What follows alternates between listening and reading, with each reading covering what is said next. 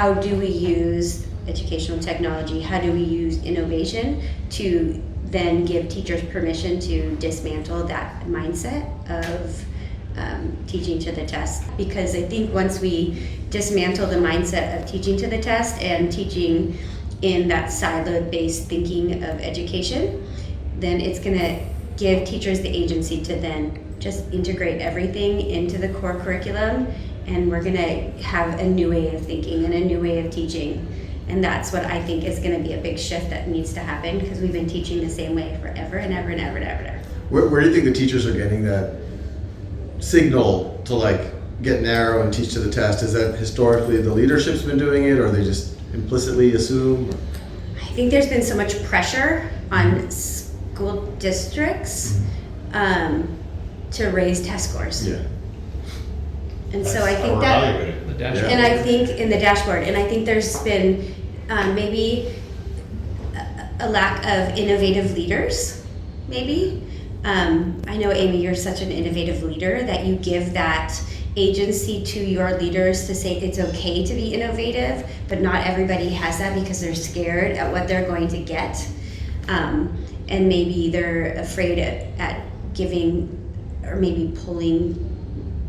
They're so tight with the ranks that there's, if they give a little, they might not get what they're going to, you know what I mean? So I think that we're afraid of loosening the ranks. And your thesis is if you actually loosen it a little bit, give a little more autonomy, that your scores won't actually suffer. In fact, they might improve because kids will be more engaged. Yes, yes. And the cognitive demand of that type of work is higher as well. Yeah. So the lag measure would hopefully reflect that. But I don't think we're training our teachers to do that, because we're just not there yet, right? We're not training our teachers because we're training our teachers to do the test right now. So how do we we're still fix training that? our teachers to do best first instruction. Yes. And like this one size fits all, I hold all of the knowledge and it's my job to give it to you in one way to everyone. Mm-hmm. I mean, the philosophy behind all that is just really antiquated. Yeah. I feel like education knows it doesn't work, but I mean, in my very limited 2 years of experience behind the curtain, it just feels like there's so many other pressures between unions and curriculum and textbook vendors, and there's so many other external drivers that don't allow for change to happen. So there's a recognition that it's not working, but it's like, Might I add too, we're a profession of apprenticeship, so we've seen somebody do our job for 16 years prior to now having our job. So I put forward potentially like models of excellence. How often are teachers exposed to these integrated learning opportunities with a high cognitive demand that have real world relevance? I've seen somebody do my job for 16 years.